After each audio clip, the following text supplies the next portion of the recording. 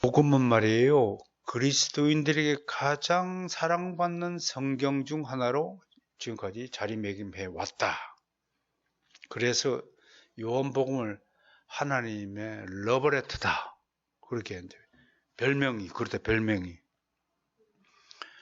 종교개혁가인 마르틴 루터는 이렇게 얘기했어요. 요한복음은 가장 독특하고 부드럽고 순수한 최상의 복음서다. 그렇게 말하면서 어떤 폭군이 성경을 다 없앤다고 하더라도 성경 66권 중에서 로마서와 요한복음 두 권만 있어도 기독교는 쓰러지지 않는다. 그렇게 얘기했어요. 이 말이 사실인지 이제 올 1년 동안 확인해 볼 겁니다. 그래서 진짜로 마르틴 루터는 요한복음서만 강해하는데 몇 년을 보냈어요. 또 수많은 설교가들 중에서 요한복음만 붙잡고 몇 년씩 강해를 한 좀 위대한 설교가들이 즐비합니다. 뭐 찰스 스퍼전뿐만 아니라요. 오늘 소개하고자 하는 제임스 몽고메리 보이스 목사님은 자신이 심호하는 제10 뉴욕 장로교회에서 8년 동안 로마서를 강해했어요. 요한복음을 강해했어요. 마틴 로이드 존스 목사님은 13년 동안 로마서를 강해했다고 하는 전설 같은 이야기가 있잖아요. 그러면 여러분들이 머릿속에 아이고 성경 66권 중에서 평생 동안 그러면 요한복음만 강해했냐? 아니에요. 무슨 말씀을 해요? 요한복음 강해한다고 다른 성경 강해하지 않는 게 아니에요. 성경 66권은 다 66권이지만 다 하나의 말씀이에요. 신구약성에 하나로 다 통일되어 있다는 것을 다시 한번 믿으시기를 바랍니다. 특별히 세상에 있는 그리스도인들은 요한복음을 그 말씀을 굉장히 애용한 것으로 통계조사가 결과가 나왔어요. 그래서 미국의 어떤 그 여론조사에서 요한복음 중에 가장 애용받았던 성경 구절을 순위를 매겼는데 그 10개를 뽑았어요. 그걸 한번 찾아볼까요? 같이 요한복음 펼쳐보세요. 제일 먼저 이제 순서대로 제 1위는 3장 16절이에요. 하나님이 세상을 이처럼 사랑하사 독생자를 주셨으니 이는 저를 믿는 자마다 멸망치 않고 영생을 얻게 하려십니다. 이거 노래말도 있죠. 노래도 있죠. 하나님이 세상을 이처럼 사랑하사 독생자를 주셨으니 누구든지 예수 믿으면 멸망하지 않고 영생을 얻으리로다. 요한복음 3장 16절. 얼마나 유명하면 노래말을 보였어요. 1위에요. 자, 2위부터 이제 순서대로 보지 않고 3장부터 쭉 14장까지 한번 보겠습니다. 3장 5절 애용하는 성경 구절 랭킹입니다. 시작. 예수께서 대답하시되 진실로 진실로 내게 이르노니 사람이 물과 성령으로 나지 않으면 하나님 나라에 들어갈 수 없느니라. 뭘로 나지 않으면? 물과 성령으로. 자, 가슴 손 얹어요. 나는 물과 성령으로 거듭났음을 믿습니다. 새로운 피조물이야, 여러분. 새로운 피조물. 전에는 어둠 속에 거했지만 지금은 이제 예수 생명의 빛을 떠안고 살고 있다. 다음 3장 34절. 3장 34절 시작. 하나님이 보내신 이는 하나님의 말씀을 하나니 이는 하나님이 성령을 한량없이 주십니다. 여러분 앞에 서 있는 최단 목사가 하나님의 말씀을 하니 당연히 하나님이 보내신 자임을 믿으십니까? 여러분들도 하나님이 보내신 자임을 믿으시길 바랍니다. 성령을 한량없이 주더라. 이걸 믿으시기 바랍니다. 여러분들이 지금 살고 숨쉬는 거 예전에는 여러분들 힘으로 살았지만 지금은 여러분들이 인정하든 인정하지 않든 간에 성령님께서 여러분들을 배우셔서 도와주고 계시다. 한량없이 성령께서 역사하여 주시고 계신다는 것을 믿으셔야 됩니다. 그 다음에 4장으로 갑시다. 4장 중에서 제일 유명한 구절이 뭔가요? 24절이에요. 시작. 하나님의 영이시니 예배하는 자가 영과 진리로 예배할지니라. 너무 유명하죠, 그죠? 신령과 진정으로 예배할지는 옛날 성경은 그렇게 번역을 했죠. 그래서 그 옛날 성경 번역이 입에 붙었어요. 그러나 영과 진리로 예배할지니라. 그 다음에 6장으로 가봅시다. 6장에도 애용하는 성경 구절이 있대요. 6장 35절 시작. 내가 곧 생명의 떡이니 내게 오는 자는 결코 줄이지 아니할 테요 나를 믿는 자는 영원히 목마르지 아니하리라. 올해 제가 2022년 새 인사 구절로 이걸 뽑아가지고 소개했어요. 여러분 목마르습니까? 예수님께로 가십시오. 야곱의 우물가에서 예수님이 그랬잖아요. 여인에게 내가 주는 이 물을 마시는 자는 영원히 목마르지 않는다. 세상이 주는 물은 계속해서 갈증을 느끼지만 예수님께서 주시는 물은 갈증을 느끼지 않게 하신다. 그 말씀 믿으시기 바랍니다. 그 다음에 10장으로 갑니다. 10장에는 두 구절이 선정이 되었습니다. 11절과 27절 동시에 읽겠습니다. 시작. 나는 선한 목자라 선한 목자는 양들을 위하여 목숨을 버리거니와. 27절 내 양은 내 음성을 들으며 나는 그들을 나며 그들은 나를 따르 너니라. 우리는 예수님의 양들이므로 예수님의 음성을 듣습니다. 자꾸 좀 세속적이고 저차원에 있는 사람들이 하나님 음성 들었어? 직접 들었어? 그런 사람들은 자기 머릿속에 뭐만 좀 생각하는 거예요. 인간적으로 볼 때는 음성 그러면 이렇게 목소리만 음성인 줄 아는 거예요.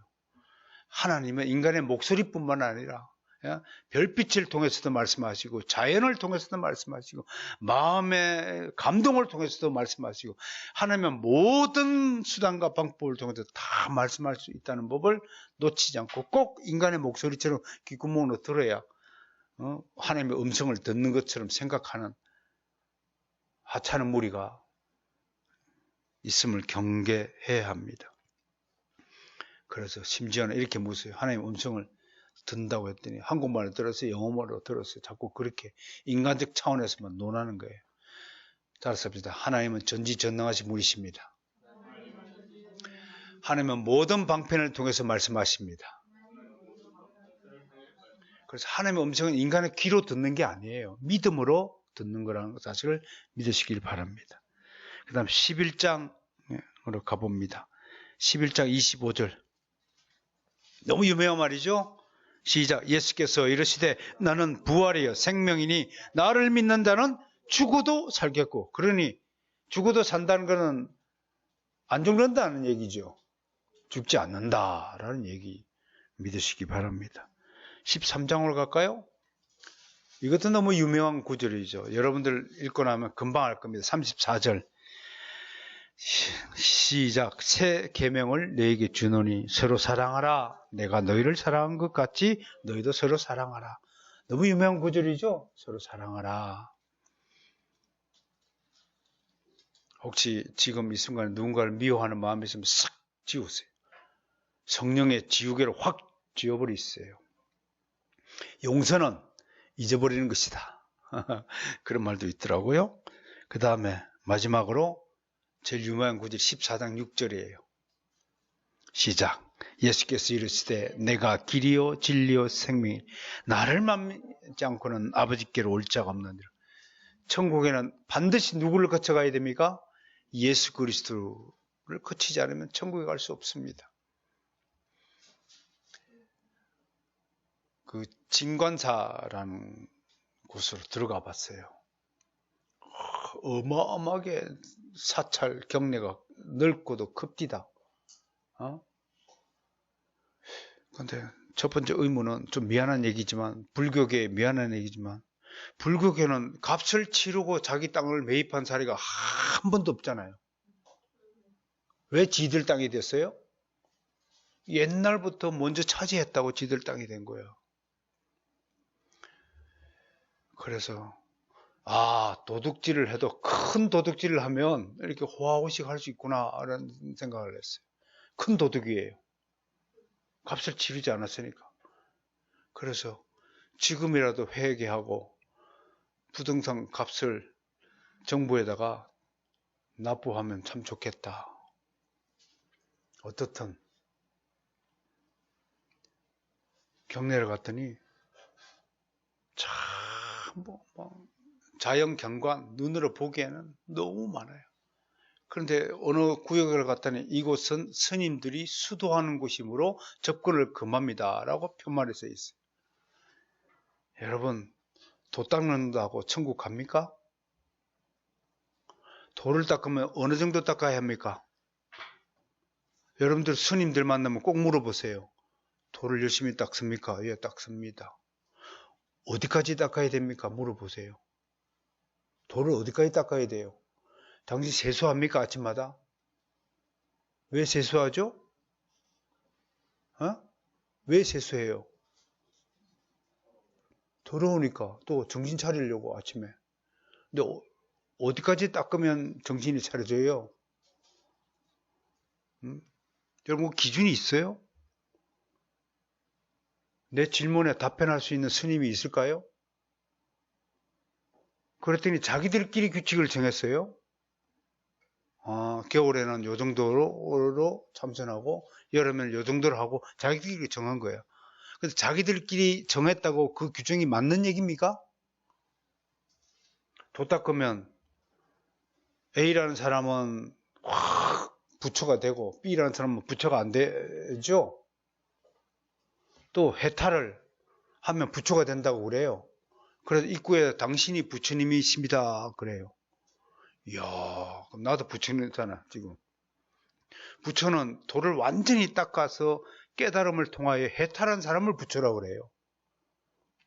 근데 그 진간사에 왔다 갔다 하는 사람은 내가 가만히 쳐다보니 뭐 이상한 짓을 하고 뭐 땅에다 대고 이렇게 뭐 뭘 신호를 보내는 사람도 봤고요. 뭐 지팡이를 들고 하는 사람도 봤고 요상하고 이상한 사람만 보여진다는 도를 닦고 깨달았다고 보여지는 사람은 한 사람도 안 보이더라고요.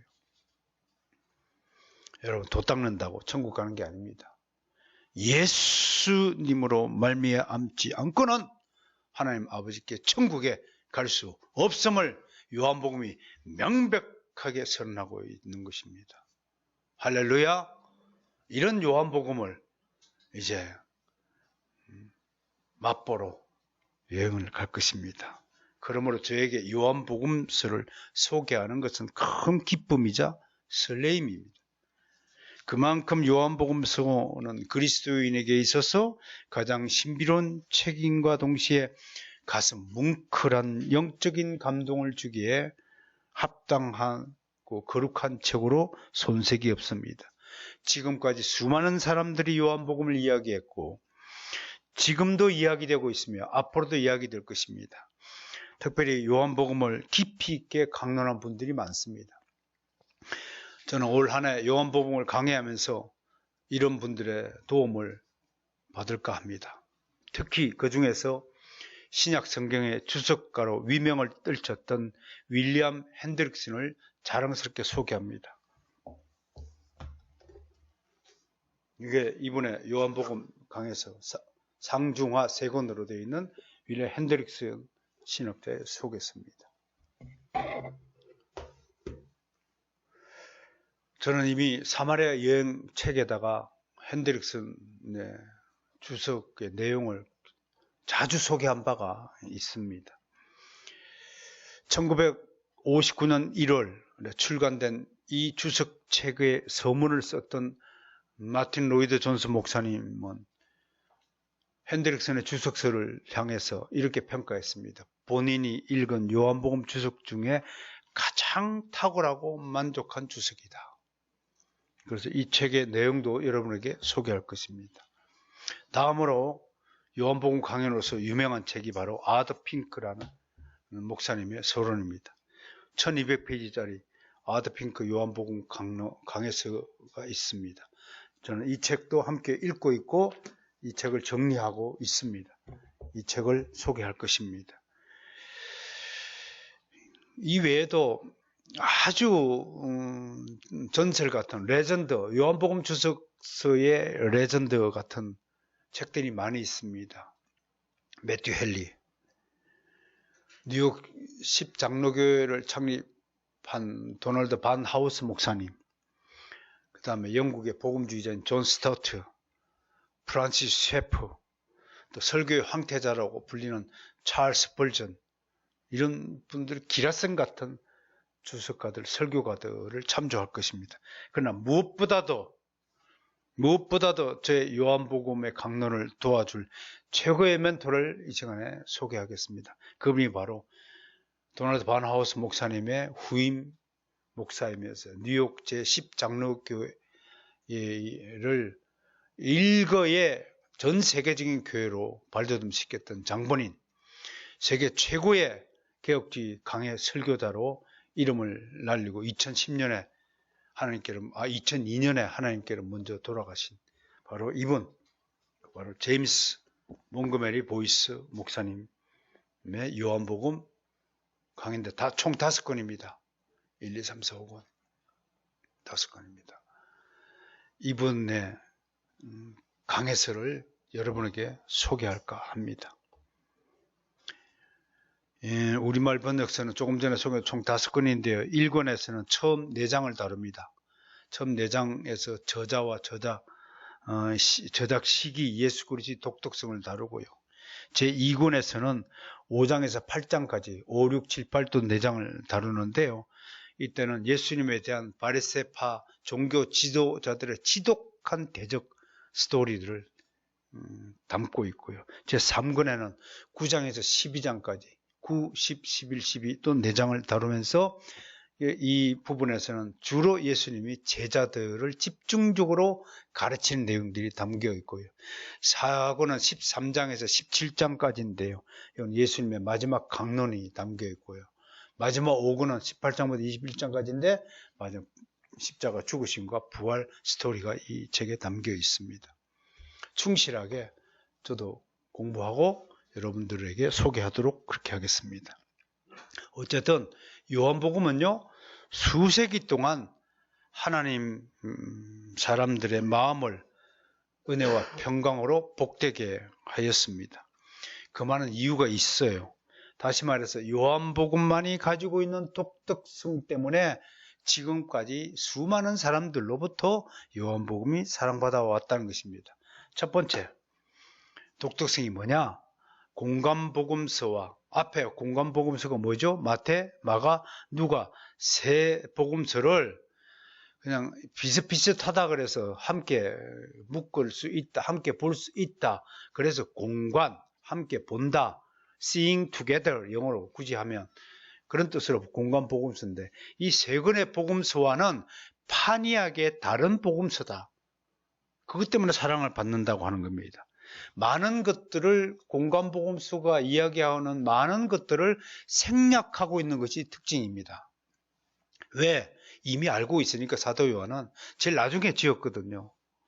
그러니까 이미 공감복음서에 소개된 내용은 되도록이면 생략했다. 예를 들자면 예수 그리스도 탄생에 대한 기록이 없어요. 이미 그거는 마태, 마가, 누가가 충실하게 보도했기 때문에 요한복음이 재차 반복할 필요가 없었다고 하는 것입니다. 또 세례받는 장면, 최후의 만찬 등, 그 다음에 공감복음서에서 즐비한 그 비유 이야기들, 개환 5가지, 6가지 정도밖에 소개하지 않고 있고요. 그리고 마지막으로 그 새로운 이야기들을 또 추가하기도 하였습니다. 다른 공감복음서에 없는 내용들을 요한복음서만 새롭게 추가한 내용이 있어요. 그것은 이렇게 보는 거예요. 우리가 요한복음의 저자를 사도 요한으로 우리가 확정적으로 믿고 있잖아요. 그 사도 요한이 누구냐면 예수 그리스도의 제자 중에서 가장 나이 어린 제자이고 또 예수 그리스도가 막내니까 제일 사랑받는, 가장 늘 옆에 두고 살았던 분이고, 그리고 사랑받다 보니까 마지막에 예수님이 자신 어머니, 육신의 어머니 마리아를 부탁을 사도 요한에게 했잖아요. 그리고 사도 요한에게 행하기를, 이는 다른 사람은 다 순교해 죽지만 사도 요한은 자연적인 장수하다가 돌아갈 것을 예언했잖아요. 그만큼 사도 요한은 예수님과 12제자들 중에서도 가장 밀접한 사람이라고 할 것입니다. 그러니까 공관복음서의 기자들은 예수님과 함께 다니거나 예수님 목격한 사람이 아니잖아요. 특히 의사 누가는 예수님을 한 번도 본 적이 없는 사람이에요. 그러니까 그런 사람들이 놓치기 쉬운 예수님에 관한 이야기들을 새로 추가했는데, 예를 들자면 이런 거예요. 다른 공관복음서는 사마리아 갈릴리 지역에서의 사역은 충실히 보도하는데, 초기 처음에 첫 번째 6월절, 두 번째 6월절 방문했을 때 유대 지역에서의 예수님의 초기 사역에 대한 기록이 없어요. 그걸 요한 사도 요한이 보고, 이거 내가 보충해야 되겠다 싶어서 보충해 넣었고요. 그 다음에 가나 혼인잔치, 다른 공관복음서 없는 거예요. 그 다음에 밤중에 누가 찾아와요? 니고데모 찾아온 얘기고 공관복음서 없어요. 사도 요한이 읽어보고 이게 빠졌구나 싶어 빠져 넣은 거죠. 그 다음에 야곱의 우물가의 수가성 여인 이야기, 나사렛의 부활 이야기, 그리고요 요한복음이 주는 정보 중에서 정말 중요한 정보가 있는데요.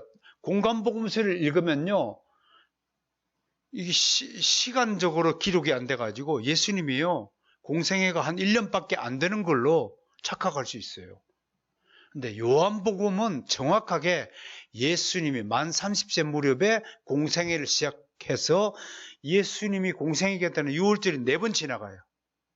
그래서 약 3년 내지 3년 반 동안에 공생애 사역이 이루어졌다는 것을 요한복음을 통해서 우리가 알 수 있게 되는 거예요. 그러니까 요한복음은 예수 그리스도의 일생에 대한 많은 정보를 제공하는 차원에서 아주 소중한 책이다, 독특하다, 그렇게 설명할 수 있고요.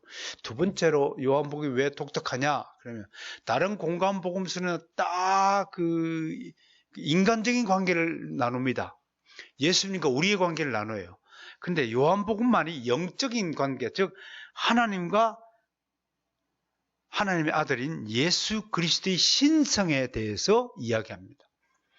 예를 들면 다음번에도 소개하겠습니다만, 마태복음에서 마태는 예수님을 유대인의 왕으로 소개합니다. 마가는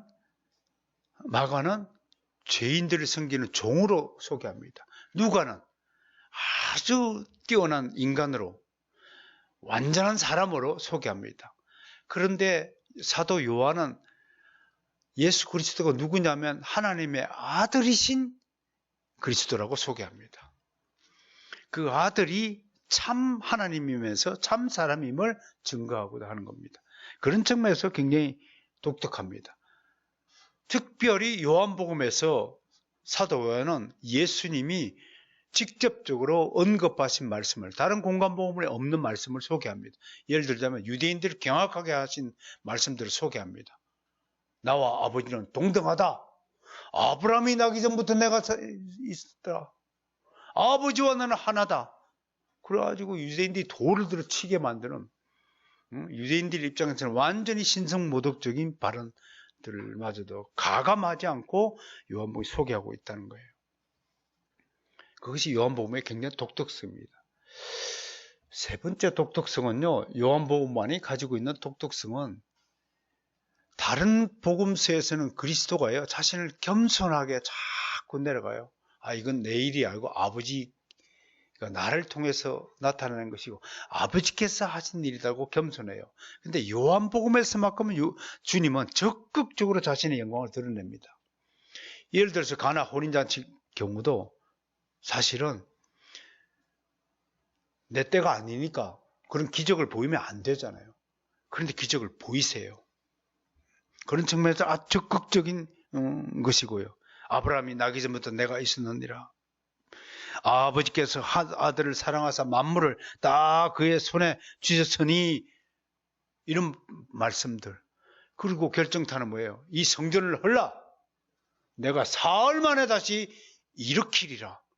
이런 말은요, 그리스도의 공간복음에 나타나는 그리스도와는 전혀 판이한 예수 그리스도를 만날 수 있습니다. 아주 적극적으로 자신의 영광을 드러내고 있다고 하는 것인데요. 이게 무슨 의도냐? 그것은 바로 죄악에 빠져서 영원히 사망할 수밖에 없는 죄인들을 구속하기 위해서는 머뭇거릴 시간이 없다. 너무나 시급한 과제다. 내가 지금 겸손 뜨거나 양보하는 그런 시기가 아니다. 요한복음에 이르러서 주님은 자신의 마지막 때를 정리하고 있음을 확인하게 발견하게 됩니다. 등등 요한복음에는 또 여러 독특성이 있습니다. 하나님 나라의 백성에 대해서 언급을 합니다. 다른 공간복음서는 유대인과 하나님의 관계를 논하지만 요한복음은 특별히 영적인 관계, 특히 하나님과 하나님의 백성들의 관계, 자기 자식임에도 자기들이 하나님을 영접하지 않았다. 하나님의 백성이 하나님을 영접하지 않았다라는 이야기를 꺼냅니다. 여러분, 아들이 아버지대로 당신은 나의 아버지가 아닙니다 한 거하고 같은 거예요. 이렇게 하나님의 마음을 아프게 한 것들, 그럼에도 그 중에 더러는 하나님을 영접하는 자가 있었다라고 하면서 유대인만의 하나님이 아니라 요한복음의 하나님은 온 인류의 하나님이 되심을 증거하고 있다는 것이 독특한 것입니다. 그럼에도 여러분, 이렇게 요한복음이 사랑을 받다 보니까 자, 이제 사탄의 입장을 한번 이야기해 봅시다. 사탄이 그냥 있을 리가 만무한 거죠. 하나님의 사랑을 받는다는 것은 다른 말로 사탄의 미움을 받는다. 어제 제가 좋아하는 드라마 마지막 회를 봤어요. 옷소매? 제목이 어려워가지고 기억이 안 나. 근데 그 왕을 둘러싼 여인들의 그 각축전을 이렇게 들여다보면서 참 여자는 여자들이구나. 여자는 아무튼 자기보다 더 사랑받는 여자를 무조건 싫어해. 신기해. 남자는 근데 그런가 보다 하는데 싫어하고 음해하고. 그럼 정상적으로 사랑받기 위해서 더 사랑받으려고 노력하지 않고 더 사랑받기 위해서 어떻게 하냐면 다른 상대를 찍어 눌러. 그게 타락한, 아니 이제 여러분들 거듭난 여인이고 여러분들 안 그래 믿습니다. 타락한 여인들의 본능이 그렇다 얘기입니다. 사탄의 심리가 이거야. 남 잘 되는 꼴을 못 봐. 사탄은요, 예수 믿는 사람들, 하나님의 자녀가 복받고 잘 되는 꼴을 못 봐요. 그게 대적의 심리다. 그래서 사탄의 원래 이름이 뭐라고요? 안티. 안티가 사탄의 이름이에요. 그게 사탄에서 나왔어요. 안티하는 거예요. 그 사랑하지 않으면 안티하는 거예요. 그렇죠? 연애할 때는 사랑한다고 고백하다가 이 남성이라는 수컷의 본능이 뭐예요? 내 것이 된 다음에는 안 쳐다보는 거예요. 또 다른 것 쳐다보려고 하는 것이 수컷의 본능이기도 하죠. 수컷 암컷 둘 다 문제가 많아요. 그죠? 그게 타락한 전제인데요. 아무튼 사탄이가 요한복음을 그냥 둘 리가 있을까요? 없을까요? 없어요. 지금부터 얼마나 역사 가운데에서 요한복음의 문제를 가지고 괴롭게 했는가를 한번 소개하겠습니다. 이런 사탄의 역사가 누구를 통해서 나타났냐면 바로 자신의 앞잡이인 성경학자들을 대동하는 겁니다. 저도 성경학자인데, 같은 성경학자인데도 불구하고 하나님께 쓰임을 받는 성경학자가 있고 사탄에게 쓰임받는 성경학자들이 있다. 이들을 우리가 자유주의 신학자라고 이름을 붙이고, 또 정확하게 하면은 성경의 고등비평가들이다. 왜 고등비평가라고 그래요? 가장 많이 배운 사람들, 가장 가장 그 합리적으로 논리적으로 성경을 비판하는 작자들이라고 해서 고등 비평이라고 그래요. 여러분들은 성경을 잘 몰라서 비평도 모르죠. 그러니까 여러분들은 저등 비평가야. 저등 비평가도 되지 안 되겠지만 고등 비평가들일수록 하나님의 나라를 깨트리는데 앞잡이가 되었다는 겁니다. 이들은 요한복음의 역사적 신빙성과 저작자의 문제를 끝없이 대우했어요. 요한복음은 1세기 때의 작품이 아니다. 4세기 때 거다. 그러므로 사도 요한의 썼을 리가 만무하다. 요한복음은 신학적인 픽션이다. 어떤 상상력이 좋은 유대인이 요한복음을 예수 그리스도를 쫙 부풀리기 위해서 만들었다. 머리가 돌아가도 제대로 돌아가야 될 텐데 이게 잘못 들면 어떻게 돼요? 잘못 들면 정신병자 되는 거 아니에요? 요즘에는 저 미아리 그 588 앞에 앉아있던 남자분이 사라졌어요. 안 보이더라고요. 매일 아침 거기서 쳐다보잖아요. 무슨 사연인지 모르지만 평창동 스타벅스 앞에 가면 일주일에 빠지지 않고 어떤 아주머니가 그 앞을 왔다 갔다 왔다 갔다 합니다. 뭔가 잃어버린가 봐요.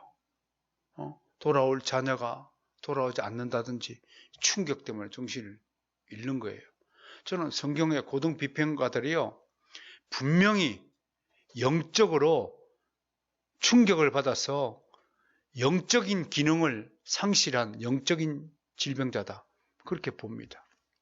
그러니 정상적인 것이 정상적으로 안 보이는 겁니다. 여러분, 시험에 걸린 자, 불평 불만이 많은 자, 하나님의 유혹에 걸린 자, 세상 탐욕에 찌든 자는 다른 사람의 선한 의도가 선한 의도로 보이지 않고요, 뭔가 저것이 나의 것을 뺏어가려고 지금 저렇게 친절하게 나를 구는 거지, 그래서 다른 사람의 친절도 옳게 받지 못해요. 한 청년이 이제 트럭을 하고 짐을 나르는 직업을 가지고, 운송이죠, 운송.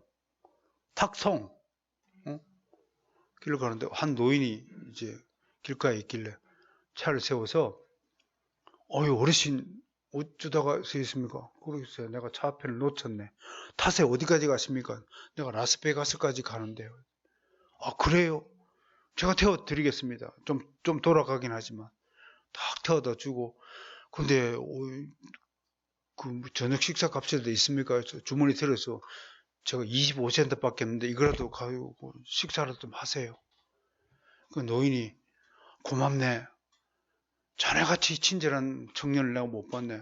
혹시 자네 하는 일에 뭐 명함이라도 있는가? 그랬더니 그 탁송하는 그 명함을 이렇게 준 거예요. 그 노인이 누구냐면 그 유명한 미국의 10대 부자 중에 한 사람이에요. 하워드 휴즈라는 사람이에요. 이 사람은 라스베가스의 절반이 자기 거예요. 죽을 때 유언을 남겼어요. 내 재산의 16분의 1은 그 청년에게 주라. 근데 아들 자손들이 그 청년이 누군지 모르는 거예요. 그래서 그 명함 뒤에 갔더니 내가 지상에서 만난 그 최고의 친절한 사람이었다, 그렇게 기록을 해놨더라는 거예요. 그 16분의 1이 얼마인 줄 아세요? 16분의 1이 2천억이래. 2천억. 돈이 중요한 게 아니고요. 그렇게 친절, 한 사람의 친절이 이렇게 결과를 낳잖아요. 그런데 시험에 걸리거나 빼딱한 마음가짐을 가진 사람은 다른 사람의 친절을 받지 못하는 거예요. 저희가 뭔가 흉흉한 의도를 가지고 나한테 접근한다, 이런 마음이 드는 거예요. 벌써 시험에 걸린 자입니다. 어떻든요, 이런 요한복음에 대해서 계속 딴지를 했지만 이런 악랄한 주장들은 무색해졌습니다. 물론 신학자들의 공로가 많아요. 오스카 쿨만이나 미국의 로빈슨 같은 신학자들은 요한복음의 신빙성, 역사적 신빙성을 밝히는데 일생을 바친 신학자들입니다. 무엇보다도요, 고고학자들의 공로가 컸습니다. 하나님은 이런 성경 고등 비평가들의 악랄한 음해 공작에 대해서 고고학자들을 통해서 하나하나 발굴해 했던 겁니다. 제일 먼저 요한복음 4본이 발견됐어요. 보니까 주 325는 그 언저리쯤에서 기록된 사본이라는 거예요. 그러면 그때 기록됐으므로 요한복음의 저작은 그 이전에 있었다는 것이 되잖아요. 근데 그것 갖고는 좀 부족하잖아요. 1세기 때 사도 요한이 지은 거라면 적어도 1세기 때 50년대, 60년대 지었음이 밝혀져야 되는데 너무 멀잖아요. 그런데 또 하나 파피루스가 발견됐어요. 그 애굽에서 나타났는데 미라를 싼 종이 중에 사본이 하나 나왔어요. 요한복음 18장의 구절들이 적혀있는, 기록되어 있는 미라인데, 이 미라가 언제 거였냐면 1세기 말이라는 거예요. 그 1세기 말 때 요한복음의 18장 구절을 필사한 종이를 미라로 쌌다면 이미 그 이전에 만들었다는 거죠. 그래서 좀 자유주의자들 4세기 때 끝이다 라고 주장했던 고등비평가들의 입이 이제 쏙 들어갔어요. 여기다가 결정적인 게 발견됐어요. 그게 그 유명한 1947년 한목동에서 쿰란 동굴 안에 있던 항아리 안에 감춰져 있던 사해 두루마기가 발견되겠어요. 여기에 요한복음 사해 두루마기 1세기 때 거잖아요. 73년도에 로마에 복속되기 이전까지 쿰란 동굴에서 숨어서 살던 사람들의 기록이잖아요. 그때 벌써 요한복음이 있었으면 그 이전이잖아요. 그 50년대, 60년대 사도 요한이 기록했다는 거지. 이제 증빙이 된 거죠. 그리고요, 더 놀라운 발견이 있었는데요. 뭐냐면 요한복음 5장 2절에 보면 사도 요한이 예수님이 행각 5개, 행각 5이 있다. 행각이 뭐예요? 지금으로 말하면 베란다죠, 베란다. 건물 바깥에 그늘막. 요게 성전에 5개가 있었다는 거예요. 이 행각 그늘 안에 서서 예수님이 성전에서 설교를 하셨다는 것을 소개해요. 그런데 지금 다 무너지니까 행각이 없잖아요. 뭐 근거가 없잖아요. 그러니까 고등비평가들이 실제로 있었던 것이 아니고 이거는 상상해서 만든 거다. 행각이 무슨 있었느냐. 그리고 그렇게 의문을 제기했는데 고고학자들이 예루살렘 성을 파기 시작했어요. 그랬더니요, 약 16m 밑에 연못이 발견됐어요. 그리고 연못을 가로져서 기둥이 행각 기둥이 넘어져 있는 것이 발굴됐어요. 그러면 이 저자는 행각 5이 있다라고 하는 5장 2절을 기록한 저자가 살았을 때는 행각이 넘어지지 않고 있었다는 거죠. 그럼 행각이 언제 넘어졌어요? 예루살렘 성이 언제 파괴됐어요? 주후 70년 로마 티투스 장군의 말발굽 아래 예루살렘 성이 무너졌다고 요세푸스 역사가 기록했거든요. 그러면 요한복음은 최소 70년 이전에 기록됐다는 것이 명확해진 것입니다. 이제는 요한복음의 저자와 저작 시기에 대해서 이제 시비를 거는 나쁜 입들이 사라졌어요. 하나님은 여러분 예레미야서에 보면 아무리 큰 성 바벨론이 있다 할지라도 결국은 회파된다라고 선언하고 있어요. 결국 무너져요.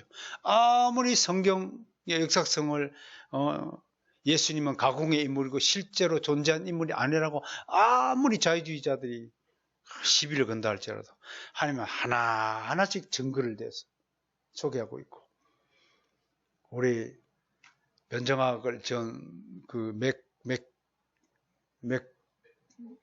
맥도시, 조지 맥도시 같은 분들의 책을 읽어보면 예수님이 당시에 인간으로 오셔가지고 3년 동안 공생했다는 기록은요, 수만 가지에 이른다고 하는 거예요. 그런 것들을 무시하고 예수님 소설 속의 주인공이라고 이야기하는 것들을 우리는 획파해야 되는 겁니다. 자, 우리는 이런 허무맹랑한 주장들에 귀를 기울이기보다 언제나 믿음을 가지고 요한복음의 내용에 집중해야 할 것입니다. 알다시피 성경은 과학을 위한 책도 아닙니다. 사람의 마음을 즐겁게 하기 위해 인간 저자들이 고안한 상상 작품이 아닙니다. 오직 믿음을 위해서, 우리의 믿음을 위해서, 우리의 구원을 위해서 성경이 기록되었음을 사도 요한이 분명히 오늘 9절에 요한복음서에 기록하고 있습니다. 그것이 오늘 소개한 20장 30절, 31절 말씀입니다. 한 번 더 읽을까요? 시작. 예수께서 제자들 앞에서 이 책에 기록되지 아니한 다른 표적도 많이 행하였으나 오직 이것을 기록하면 너희로 예수께서 하나님의 아들 그리스도이심을 믿게 하려 하며 또 너희로 믿고 그 이름을 힘입어 생명을 얻게 하려 함이니라 라고 분명히 기록 목적을, 요한복음을 기록한 목적을 사도 요한이 스스로 밝히고 있습니다. 세상 사람들은 믿음이란 증거를 될 수 없는 것이라면서 성경이 믿음을 위한 하나님의 계시된 말씀이라는 점을 극구 부인합니다. 믿음 따위가 어디 있어요? 믿음으로 천국에 어떻게 갑니까? 라는 등등. 그러나 사도 요한은 그런 증거를 애써 내세우기보다 그 당시나 지금이나 요한복음을 읽는 사람만이 예수 그리스도를 자신의 구주로 믿고 그분만이 부활이요 생명임을 믿을 수 있다고 담담하게 증언합니다. 또 요한은 구주 예수 그리스도를 자신이 말씀을 들었고 보았고 만져 보았다고 증언합니다. 예수님을 말씀을 직접 듣고 보고 손으로 만진 사도는 사도 요한밖에 없습니다. 저는 우리 주 예수 그리스도 이름으로 사랑하는 성도들께 다음일을 확신하고 말씀합니다. 만일 누구든지 요한복음을 믿고 열려진 마음으로 정직하게 이 기록을 읽고 검토하고 접근하신다면 하나님께서 모든 지각을 사용하여서 당신을 진리 가운데로 인도하여 주시고 당신의 마음의 문을 열어서 예수 그리스도를 보게 하실 것입니다. 예수 그리스도의 말씀을 듣게 하실 것입니다. 예수 그리스도의 손을 만지게 할 것입니다. 그러므로 여러분이 요한의 가르침에 마음을 여느냐 열지 않느냐에 이 모든 것이 달렸습니다. 요한복음은 진실로 예수 그리스도에 대한 역사적인 기록이자 예수 그리스도의 말씀이요 구속의 일을 행하시는 하나님의 사랑의 행동인 것입니다. 하나님은 요한복음 안에서 죄인의 회심을 차분하게 기다리십니다. 죄인이 발악하고 대적해도 참고 인내하시면서 안타까운 눈길로 죄인을 내려다보시면서 그 마음을 돌이키기를 오랫동안 기다리십니다. 그리고 때가 이르면 손을 내밀어서 죄인의 손을 잡아 일으켜 새로운 세상으로 이끌어 주십니다. 저는 요한복음서를 강해하면서 한편으로 여러분에게 권하고 싶은 것은 이 요한복음서에 담긴 사도 요한의 마음을 읽어내기를 권해드립니다. 그러려면 요한복음과 되도록이면 요한 1서를 함께 읽어주기를 권면합니다. 저는 요한복음서와 요한 1서에는 상통하는 두 가지 주제가 있다고 생각됩니다. 그것은 하나는 사랑이요, 하나는 생명입니다. 두 서신서에는 이 두 주제를 계속해서 논합니다. 먼저 사랑의 메시지입니다. 요한복음 13장 35절은 이렇게 되어 있어요. 너희가 서로 사랑하면 이로써 모든 사람이 너희가 내 제자인 줄 알리라. 여기에 대해서 요한일서 4장 7절 8절에서는 이렇게 논합니다. 사랑하는 자들아 우리가 서로 사랑하자. 사랑은 하나님께 속한 것이니 사랑하는 자마다 하나님으로부터 나서 하나님을 알고 사랑하지 아니하는 자는 하나님을 알지 못하나니 이는 하나님은 사랑이심이라 라고 간파합니다. 다음으로 두 번째 메시지는 생명입니다. 요한복음 5장 29절 선한 일을 행한 자는 생명의 부활로 악한 일을 행한 자는 심판의 부활로 나오리라. 요한복음 6장 27절 썩은 양식을 위하여 일하지 말고 영생하도록 있는 양식을 위하여 일하라. 요한복음 6장 47절 48절 진실로 진실로 너희에게 이르노니 믿는 자는 영생을 가진다니 내가 곧 생명이 떡이니라. 10장 28절 내가 그들에게 영생을 주노니 영원히 멸망하지 않을 것이요 또 그들을 내 손에서 빼앗을 자가 없느니라. 14장 6절에서 내가 곧 길이요 진리요 생명이라고 설파했고 17장 3절에서는 영생은 곧 유일하신 참 하나님과 그가 보내신 자 예수 그리스도를 아는 것입니다 라고 영생을 언급합니다. 동시에 요한 1서 2장 25절에서 이렇게 이야기합니다. 그가 우리에게 약속하신 것은 이것이니 곧 영원한 생명이니라. 5장 12절에서는 아들이 있는 자에게는 생명이 있고 하나님의 아들이 없는 자에게는 생명이 없느니라 하면서 생명의 가치를 우리에게 가르쳐주고 계십니다. 사랑하는 성도 여러분, 이 두 주제에 사도 요한의 온 마음이 담겨 있음을 보시기를 바랍니다. 만약에 이 사랑과 생명의 두 주제에 대해서 감동이 있거든 하나님께 영광을 올리십시오. 이 사랑과 생명의 두 메시지가 여러분의 마음을 온전히 사로잡아서 남은 생애를 정말로 하나님의 기쁨이 되는, 정말로 하나님께로부터 하늘에 속한 모든 신령한 복을 다 받아 누리는 그런 복된 삶이 되기를 축복합니다. 정말 온 마음을 열어서 요한복음을 진중하게 읽고 묵상해 주시길 바랍니다. 10번만 읽어보십시오. 요한복음에 담겨있는 주님이 여러분들을 생명의 길로 진리의 길로 인도해 주시라고 믿습니다. 하나님께 영광 올려드립니다.